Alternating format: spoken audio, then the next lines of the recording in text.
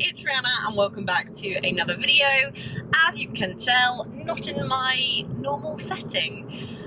In the car, Chris is driving, and we are on the way to the cinema. I kind of want to start a new sort of series of videos where I kind of take you with me to the cinema, because I did that in my What I Watched in a Week video and it was really fun. And I thought it would be extra fun today because we are going to a secret screening. So the cinema we usually go to is called Cineworld, and for members who have these things called unlimited cards, they can go whenever they want, as many times as they want, but they will put on screenings for them, whether it's a film that comes out in like a couple of days or a couple of weeks.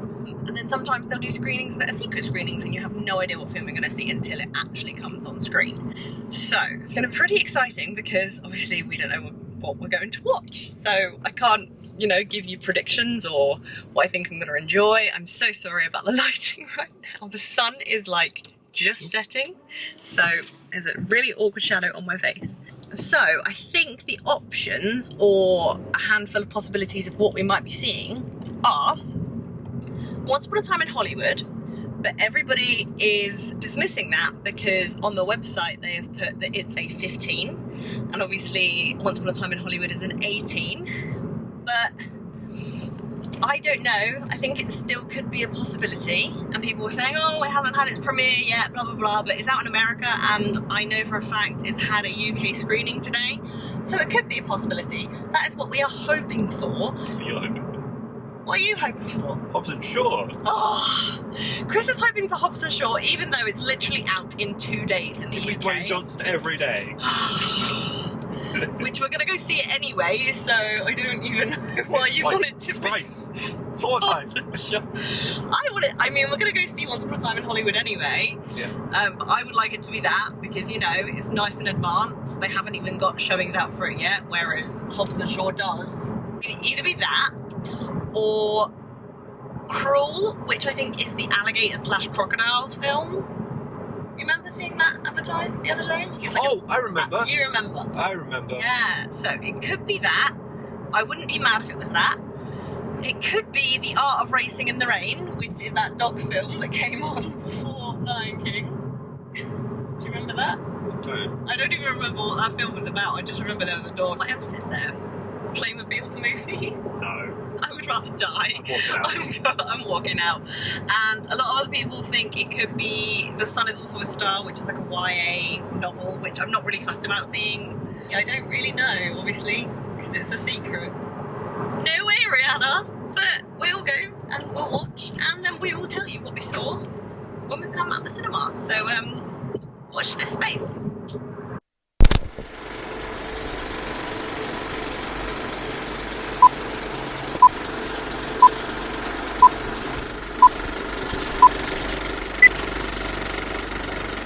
So out of the film now, it did turn out to be one of the guesses that I had in mind. It was Cruel, which I wasn't too disappointed with, to be honest, because I thought to myself I'd probably see that movie anyway.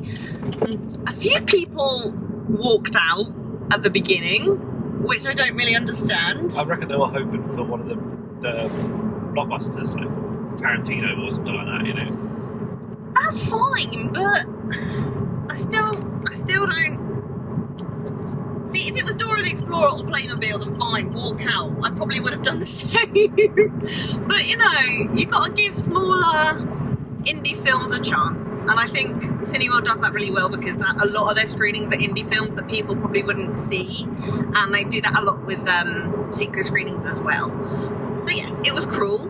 Cruel stars Kaya Scodelario, I think that's how you say her name. She plays a young woman named Hayley who is super into swimming. She is on the swim team at her college. She's got a scholarship, and there is a Category 5 hurricane that hits Florida, and her older sister is really worried about her dad, so Hayley says she will go find him and make sure he's safe, and ends up running into a bunch of alligators.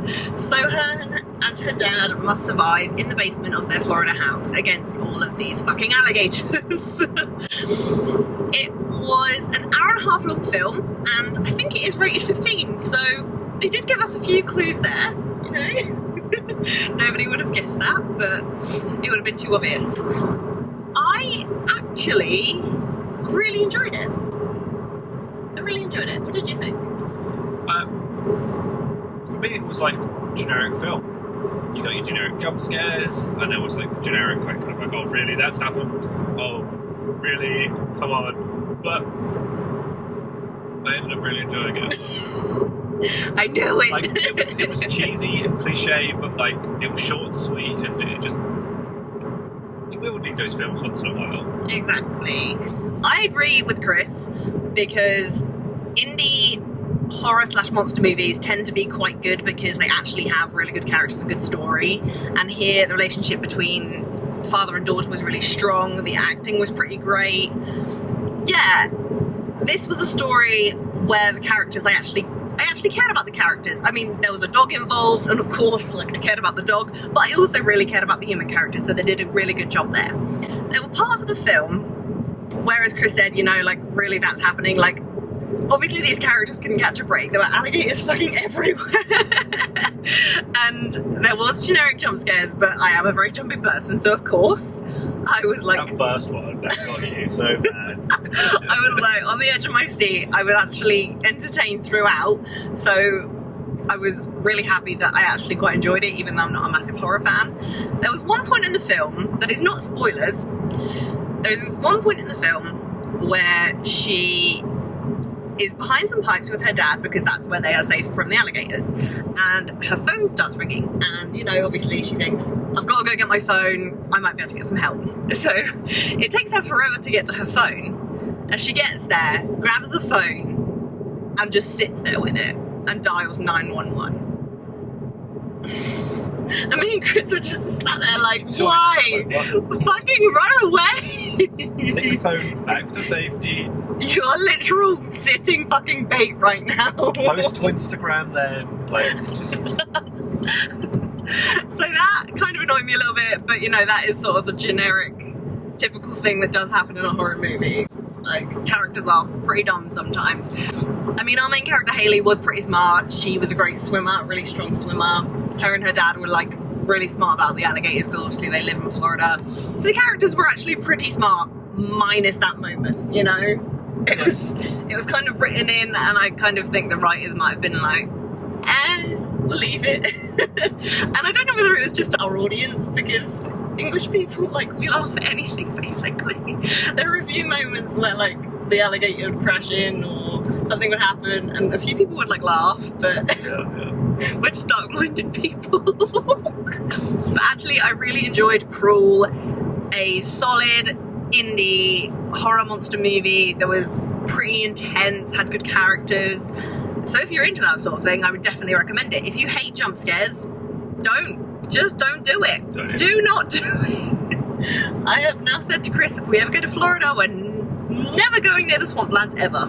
It's one of those kind of films, you watch it and you're like, no, alligators are a no from me. So yeah, that was the first of hopefully many cinema adventures. Maybe that's what I'll call this, cinema adventures. Okay guys, I'll see you in my next video. Like, subscribe, comment, all that jazz, all my social media is down there. You know the drill by now. Okay guys,